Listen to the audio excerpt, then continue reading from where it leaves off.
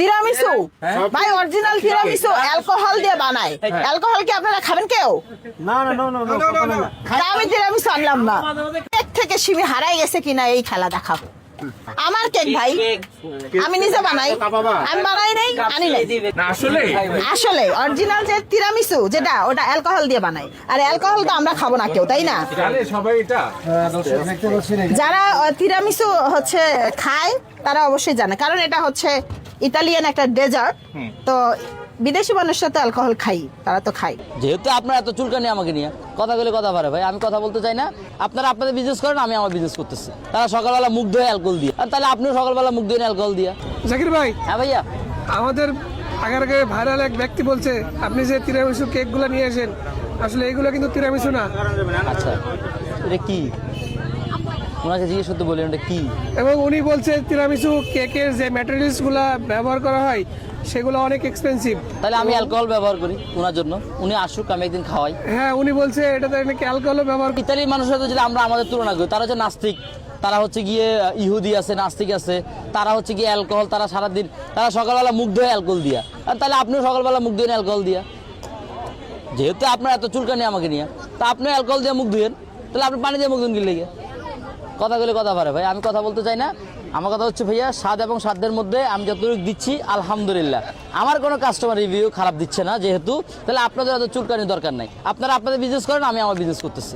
আশা করি উত্তরটা পাইছেন। আর এটা কি? এটা হচ্ছে গিয়ে তিরামিসু, 100% তিরামিসু। আমি শুধু লেডি ফিঙ্গারটা ব্যবহার করি না, আর বাকি যতগুলো ম্যাটেরিয়ালস আছে সবগুলোই করতেছি হালালভাবে। হালাল কীরকম? আমি কোনো অ্যালকোহল ব্যবহার করতেছি না, কোনো হারাম জিনিস, মাকরু জিনিস ব্যবহার করতেছি না। আমি যা ব্যবহার করতেছি ইসলামী শরিয়া অনুযায়ী 100% হালাল এবং 100% ফুড গ্রেড। যে কেউ খেতে পারবে, 1 বছর বাচ্চা থেকে শুরু করে 90 বছরের মানুষ, প্লাস যাদের ডায়াবেটিস তারাও খেতে পারবে, কোনো প্রবলেম নাই। কথা বুঝছেন? আশা করি উত্তর পেয়েছেন ভাইয়া। সিমি নামের কোনো মহিলাকে আমি জীবনে চিন্তা করি যে আমিও ভাইরাল হব।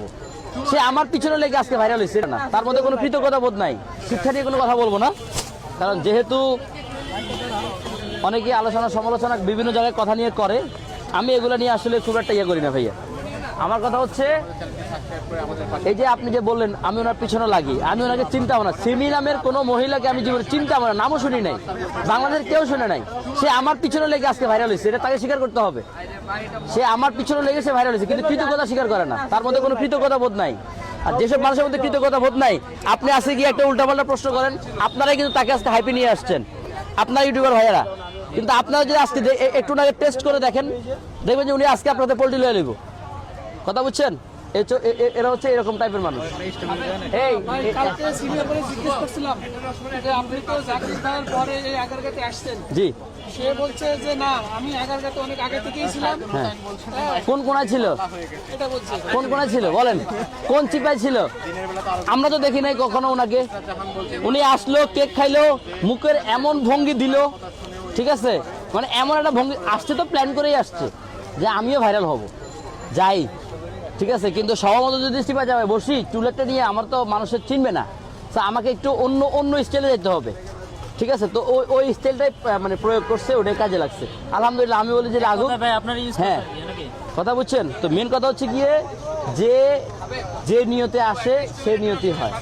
কথা বুঝছেন? আলহামদুলিল্লাহ আজকে আপনাদের দোয়া ভালোবাসায়, আপনাদের দোয়া এবং ভালোবাসায় ইউটিউবার ভাইয়ারা, আমি এখন পর্যন্ত বলতে পারবো এমন কোনো ইউটিউবার ভাইয়া আপুরা যারা আমার এখানে আসছে, আমি আমার কোনো ব্যবহারে তারা মনে কষ্ট নিয়েছে এমন কেউ বলতে পারবে না ভাইয়া।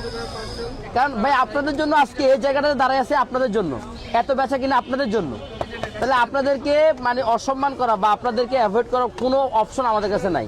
আপনারা এক সপ্তাহ আসা বন্ধ করে দেন আমার এখানে বা সিমিয়াপার ওখানে, দেখবেন যে বইয়া মশা মাছি মারবো। কথা বুঝছেন?